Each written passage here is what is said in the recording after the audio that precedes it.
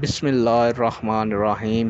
السلام علیکم پیارے ناظرین و سامعین، امید کرتا ہوں کہ آپ سب اللہ کے فضل و کرم سے ٹھیک ہیں، اور اللہ تعالیٰ سے دعا کرتا ہوں کہ اللہ تعالیٰ آپ لوگوں کو ہمیشہ خوش و خرم رکھے اور آپ لوگوں کی تمام تکالیف اور پریشانیوں کو دور فرمائے۔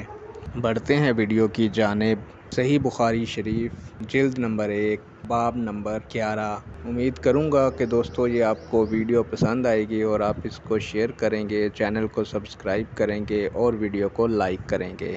پیارے دوستو، حضرت عبادہ بن صامت رضی اللہ تعالیٰ عنہ کا بیان ہے کہ رسول اللہ صلی اللہ علیہ وآلہ وسلم نے جب کہ آپ کے ارد گرد صحابہ کی ایک جماعت تھی، فرمایا تم سب مجھ سے اس بات پر بیعت کرو کہ اللہ کے ساتھ کسی کو شریک نہ ٹھہراؤ گے، چوری نہیں کرو گے، زنا نہیں کرو گے، اپنی اولاد کو قتل نہیں کرو گے، اپنے ہاتھ اور پاؤں کے سامنے کسی پر آفتاب پردازی نہیں کرو گے، اور اچھے کاموں میں نافرمانی نہ کرو گے۔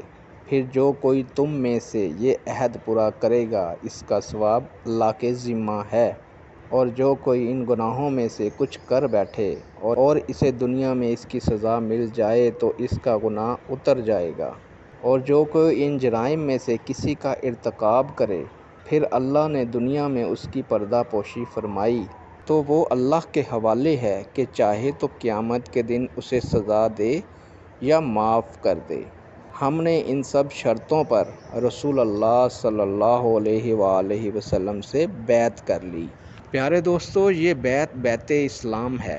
رسول اللہ صلی اللہ علیہ وآلہ وسلم لوگوں سے دین اسلام پر کاربند رہنے، ہجرت کرنے، میدان جہاد میں ثابت قدم رہنے، فواحش و منکرات کو چھوڑنے، سنت پر عمل کرنے اور بدعت و رسومات سے دور رہنے کی بیعت لیتے تھے۔